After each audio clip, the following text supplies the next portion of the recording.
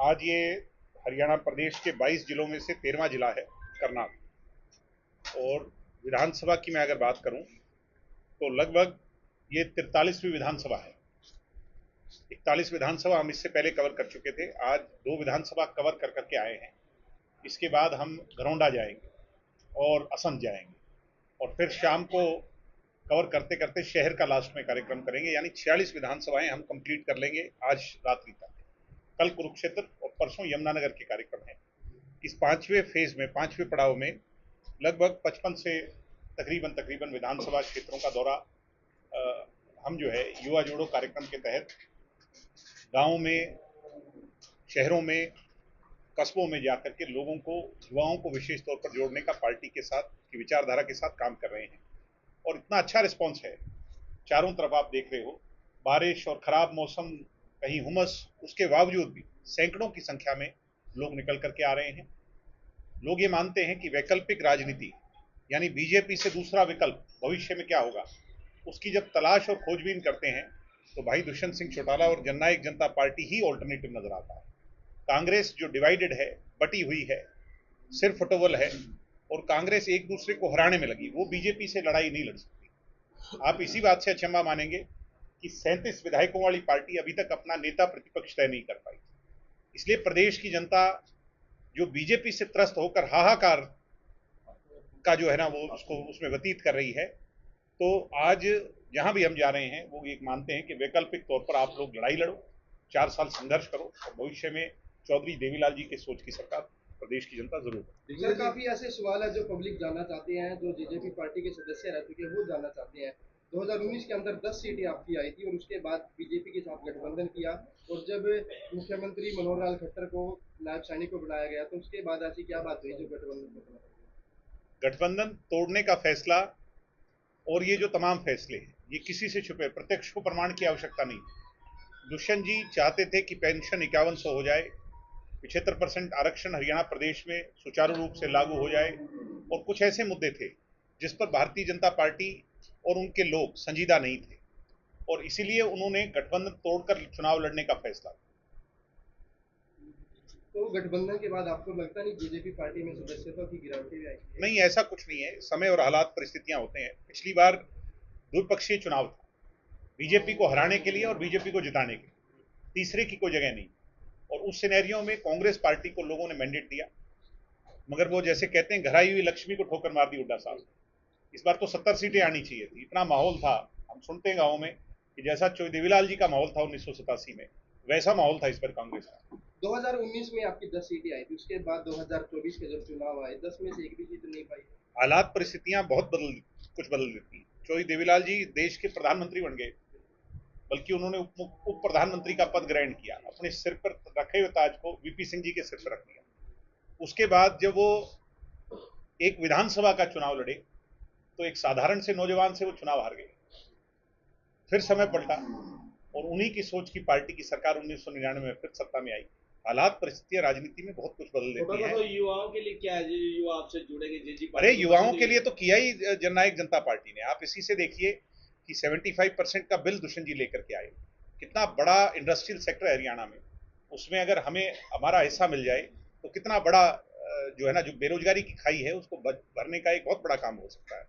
आज सीटी के पेपर देने के लिए जो बच्चों को कम क्षेत्र दूरी तय करनी पड़ती है, ये दुष्यंत चौटाला जी की देन है। और बहुत से ऐसे फैसले हैं जो आज महिलाओं के लिए 50% रिजर्वेशन, बैकवर्ड समाज को 8% गांव में पंचायती राज में हिस्सा देना, तो बहुत से काम किए दुष्यंत जी ने। पेंशन को 2000 से 3000 करने का काम किया।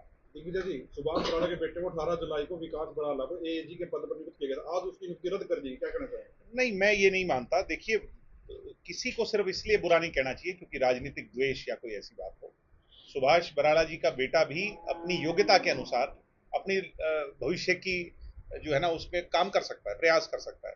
तो सुभाष बराला जी का जो बेटा है, अगर वो योग्य था, उसने कोई, उसको सरकार ने लगाया, तो मैं इसमें कोई वो नहीं मानता। सिर्फ इसकी इसलिए बुराई कर देनी क्योंकि हम विरोध के हैं, ऐसा गलत है। हाँ, उनका कोर्ट में एक मामला विचाराधीन है। कोर्ट में तो हमारे खिलाफ भी छात्र आंदोलन में बहुत मामले विचाराधीन है, शायद आपके खिलाफ भी कोई मामला हो।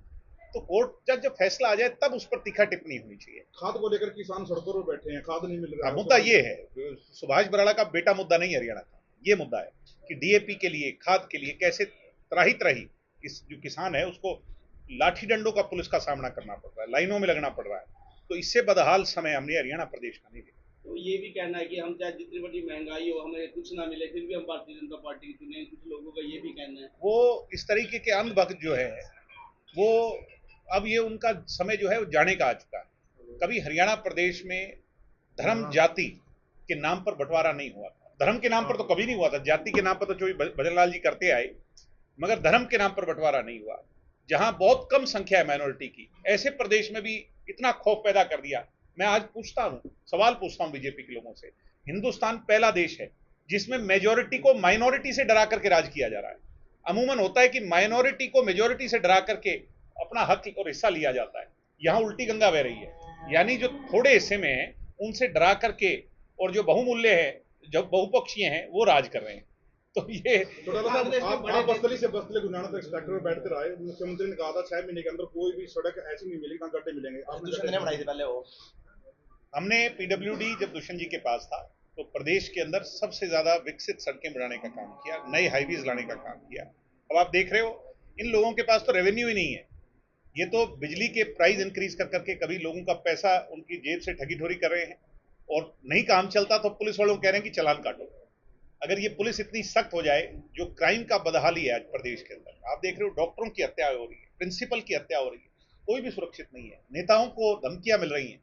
तो ये प्रदेश किस दिशा में जा रहा है? डॉक्टर की हत्या हुई है स्पीडो में। हालांकि बीजेपी नेता का जो बेटा था, तो कहीं ना कहीं सरकार पर सवाल तो उठते हैं, उसके बारे में नहीं, बात सिर्फ एक नेता के बेटे की नहीं है। पिछले 40 दिन के अंदर कोई ऐसा नित नया सवेरा नहीं गया जब हरियाणा के लोगों ने अखबार का पन्ना पलटा हो, किसी भी अखबार पर मर्डर, लूटपाट, डकैती की कोई चर्चा ना हो। तो सबसे बुरे दौर से हरियाणा गुजर रहा है, क्योंकि डम्मी मुख्यमंत्री है। मुख्यमंत्री का रिमोट कंट्रोल आज भी मनोहर लाल जी के हाथ में है। मनोहर लाल जी के हाथ से वो लोभ अभी तक नहीं जा रहा। और सच्चाई ये है कि मनोहर लाल जी समय नहीं दे पाते तो कुछ अधिकारी हरियाणा प्रदेश को चला रहे।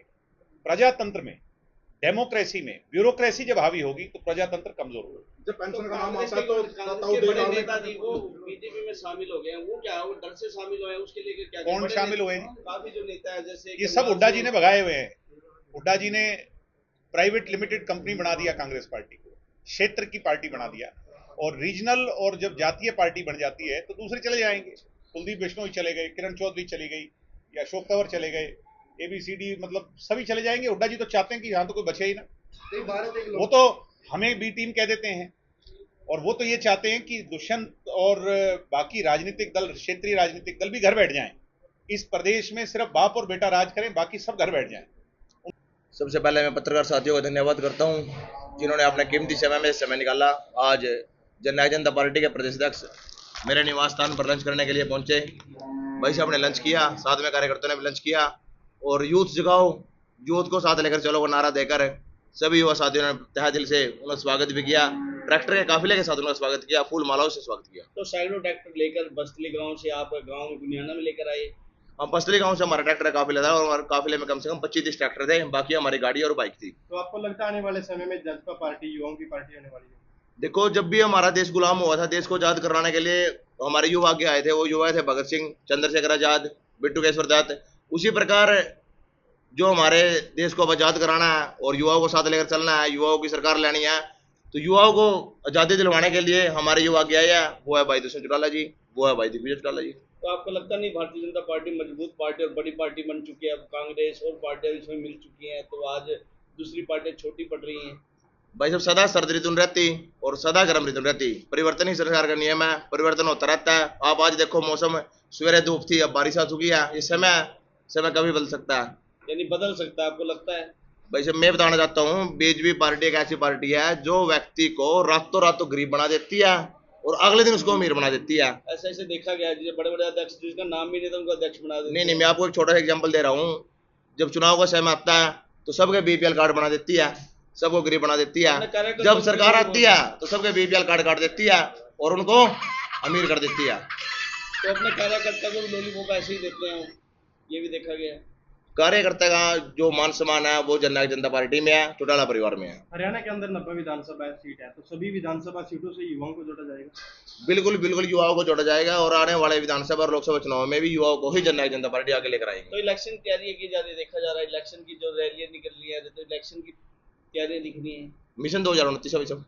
तो तो लगता है आगे चलकर यदि हरियाणा के अंदर कहीं विधानसभा में भाजपा पार्टी अपनी सीट निकाल पाती है, तो आपको लगता है गठबंधन दोबारा फिर से हो पाएगा? राजनीति में गठबंधन होना एक आम बात होती है, गठबंधन होता है, गठबंधन टूटता है, ये राजनीतिक समीकरण है, समय के अनुसार ही चलते हैं। तो दिग्विजय ने हमारे सवाल का जवाब नहीं दिया कि हमने पूछा जजपा और इनेलो क्या एक हो सकती हैं, तो उन्होंने इस सवाल का बिल्कुल किनारा करा है। उसको लेकर कुछ कहेंगे? समय है भाई साहब, समय कुछ भी करा सकता है। तो लगता है कभी हो सकते हैं। बोलता रहा हूँ भाई साहब, समय कुछ भी करा सकता है। तो युवाओं के लिए कोई मैसेज देंगे आप, जो युवा साथी आपके साथ जुड़े हुए हैं और आज पार्टी के जिसमें इतने बड़े आयोजन में आपके साथ बढ़ चढ़कर जिन्होंने भाग लिया?